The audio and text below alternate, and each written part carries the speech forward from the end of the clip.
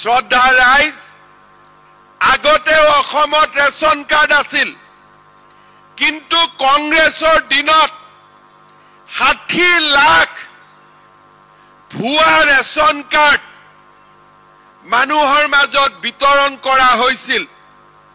তাৰ মানে কংগ্ৰেছৰ শাসনকালত 60 লাখ পৰিয়ালৰ পৰা পাবলগীয়া চাউল কোনোবাই মুখৰ পৰা কাঢ়ি লৈ গৈছিল, কোনোবাই এই চাউলেৰে ধনী মানুহ হৈছিল। কিন্তু আজি অসমত এই বিজেপি চৰকাৰ থকাৰ বাবে আমি দুখীয়া আৰু দৰিদ্ৰজনৰ সেৱা কৰাৰ ব্যৱস্থা কৰাৰ বাবে আজি সৰ্বমুঠ ছেপ্টেম্বৰৰ পৰা জানুৱাৰীৰ পৰা আজিলৈকে 60 লাখ পৰিয়ালে ৰেচনৰ চাউল পাবলৈ সক্ষম হৈছে। আজি আপোনালোকে চিন্তা কৰক, এই ৰেচন কাৰ্ড দিয়াৰ পিছত আমি আৰু দুটা নতুন সিদ্ধান্ত ললো। এটা হল যে যদি ৰেচন কাৰ্ড আছে, সেই পৰিয়ালটোৱে প্ৰধানমন্ত্ৰীৰ আয়ুষ্মান ভাৰত আৰু মুখ্যমন্ত্ৰীৰ আয়ুষ্মান ভাৰতৰো কাৰ্ড পাব। আৰু যদি কাৰ্ড কিবা কাৰণত মই পোৱাও নাই, ৰেচন কাৰ্ডখন দেখুৱালে মেডিকেল কলেজ হস্পিটালত আমি বছৰি 5 লাখ টকা পৰ্যন্ত বিনামূলীয়া চিকিৎসা পাম। শ্ৰদ্ধা ৰাইজ, ৰেচন কাৰ্ডখন থকাৰ কাৰণে এতিয়াৰ পৰা আমি উজ্বলা গেছ পাবলৈ সক্ষম হম। আৰু আটাইতকৈ ডাঙৰ কথা, আমি দৌৰা দৌৰিকৈ আপোনালোকক মাতি আনি ৰেচন কাৰ্ডখন দিয়াৰ আৰু এটা মূল উদ্দেশ্য হল যে আজিৰ পৰা 28 তাৰিখলৈকে অসমত অৰুণোদয় হিতাধিকাৰী আমি নিৰ্বাচন কৰিম। এইবাৰ অৰুণোদয় হিতাধিকাৰীজন যাতে ভুৱা হ'ব নোৱাৰে, তাৰ বাবে অৰুণোদয়ক আমি ৰেচন কাৰ্ডৰ লগত জড়িত কৰিছো। আজি এই 20 লাখ মানুহে ৰেচন কাৰ্ড পোৱাৰ বাবেই 15ৰ পৰা 28 তাৰিখলৈকে যি অৰুণোদয় হিতাধিকাৰী নিৰ্বাচনৰ বাবে গাঁও সভা অনুষ্ঠিত হ'ব, তাতেও আপোনালোকে নিজৰ নাম লিখুৱাব পাৰিব, আপোনালোকে নিজৰ নাম দিব পাৰিব। আগতে যি অৰুণোদয় পাই আছিলে, সেই অৰুণোদয়ৰ ব্যৱস্থা আজিৰ পৰা পৰিৱৰ্তন হ'ব। আগতে অৰুণোদয় পাবৰ কাৰণে ৰেচন কাৰ্ড নালাগিছিল।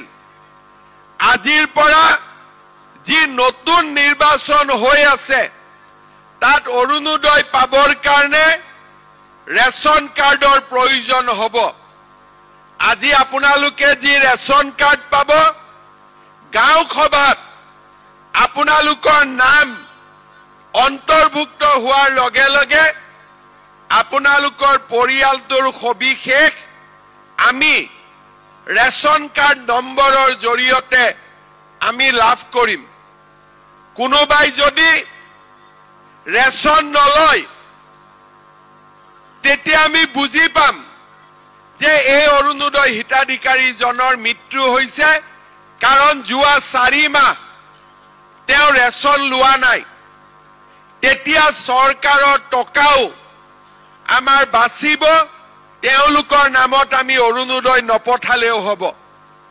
আৰু সময়ে সময়ে ৰেচন কাৰ্ডত থকা নাম আৰু ঠিকনাৰ সুবিধা লৈ আমি আপোনালোকক টেলিফোন কৰি সুধি থাকিব পাৰিম যে আপোনালোকৰ একাউণ্টত অৰুণোদয় জমা হৈ আছে নে নাই। আগতে আমাৰ অৰুণোদয় অসমৰ প্ৰতিটো সমষ্টিতে 22,000 বেনিফিচিয়াৰী আছিল আৰু এই 15 পৰা 28 তাৰিখৰ ভিতৰত নতুনকৈ আমি প্ৰতিটো সমষ্টিতে 8 পৰা 10,000 আৰু নতুন পৰিয়ালক আমি অৰুণোদয় আঁচনি দিম। ইয়াৰ ফলত আগতে আমাৰ ৰাজ্যত 27 লাখ লোকে অৰুণোদয় আঁচনি পাই আছিল।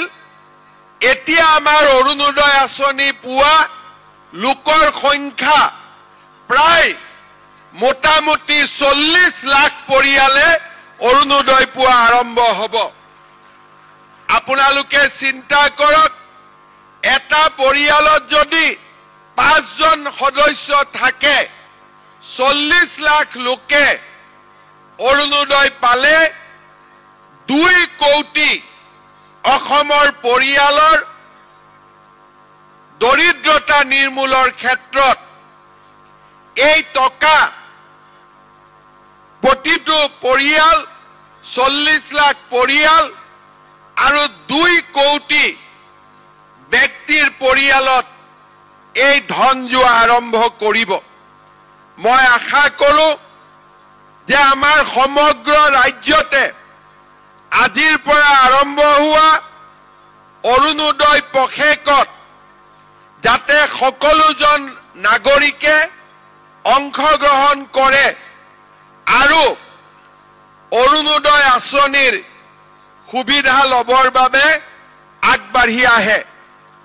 আৰু লগতে এইটো অনুৰোধ জনাম যে যিসকল লোকে নিজৰ আৰ্থিক অৱস্থা ভাল, অৰুণোদয় প্ৰয়োজন নাই, তেওঁলোকে যাতে অৰুণোদয় আঁচনি নিজে নলৈ দুখীয়াজনক লোৱাৰ বাবে সুবিধা কৰি দিয়ে।